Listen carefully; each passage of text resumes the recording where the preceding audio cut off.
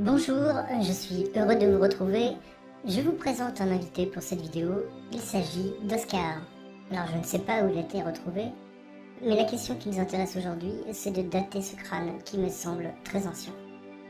Une méthode utilisée parmi d'autres est la datation au carbone 14, appelée aussi datation par le radiocarbone.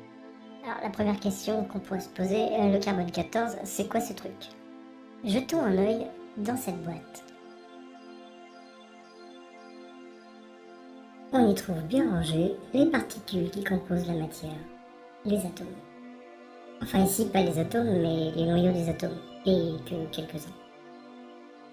On y trouve le noyau d'atome le plus simple, l'hydrogène, au plus compliqué, qui porte un nom à coucher dehors. Et ici, celui qui va nous intéresser, le carbone.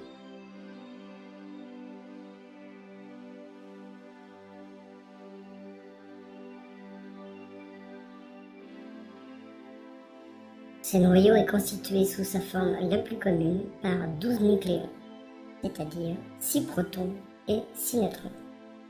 Le nombre de protons différencie un atome d'un autre et permet de les classer. Si pour le carbone le nombre de nucléons est égal à 12, on pourrait l'appeler le carbone 12. Et le carbone 14 dans tout ça? Eh bien c'est une autre forme du carbone, on appelle ça un isotope. 14 étant le nombre total de nucléons le composant, et puisqu'on ne change pas le nombre de protons qui définit ce qu'est le carbone, on change le nombre de neutrons. On passe de 6 à 8 neutrons.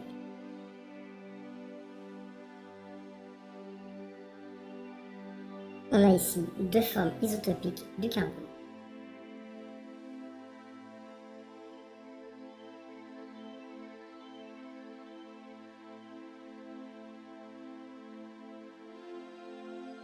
Bon, revenons un peu à Oscar. Quand il était vivant, il échangeait du carbone avec son environnement. Quand il mangeait, buvait, respirait, voilà. Et dans l'environnement, il y a du carbone 12 et du carbone 14. Le premier est bien plus abondant. Et quand il est décédé à la suite de sa mort, cet échange s'est arrêté. Son stock de carbone 12 et 14 s'est figé. Mais voilà. Si le carbone 12 est stable dans le temps, ce n'est pas vrai de son isotope, à 8 neutrons, c'est-à-dire le carbone 14. Ce dernier a une période radioactive de 5730 années. Ou dit plus simplement, la quantité de carbone 14 diminue de moitié tous les 5730 ans. On a donc d'un côté un stock de carbone 12 qui est stable, et un stock de carbone 14 qui est réduit de moitié tous les 5730 années. Il suffit de connaître la proportion des deux dans le crâne pour établir son âge.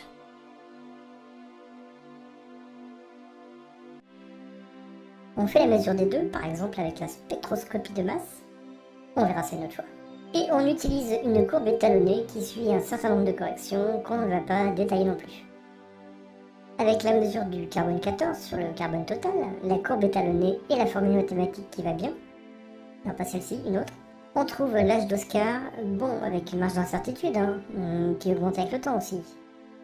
Au-delà de 50 000 ans, cette méthode ne peut plus être utilisée car il n'y a plus assez de carbone 14 pour en avoir une mesure précise. Et donc avec cette méthode, on peut dater tout ce qui était vivant. Les animaux, et donc ce qu'il en reste, souvent des squelettes, les plantes, et souvent ce qu'il en reste, des pollens. Et pour les organismes qui sont plus vieux que 50 000 ans, il existe d'autres méthodes. Des méthodes basées sur le même principe. On mesure la quantité de deux éléments qui varient dans le temps. Par exemple la datation par potassium-argon ou uranium-thorium. Bon, finalement, il a quel âge, Oscar? Attendez voir. Ah oui, je crois que j'ai un autre indice. Ouais, c'est pas la peine de dater au carbone 14 pour lui. Merci de votre attention, pensez au pouce bleu si cela vous a plu, dites-moi dans les commentaires si je suis beau, abonnez-vous, partagez autour de vous, et à bientôt pour une prochaine vidéo. Et comme disait Béra, conscience sans science, c'est juste con.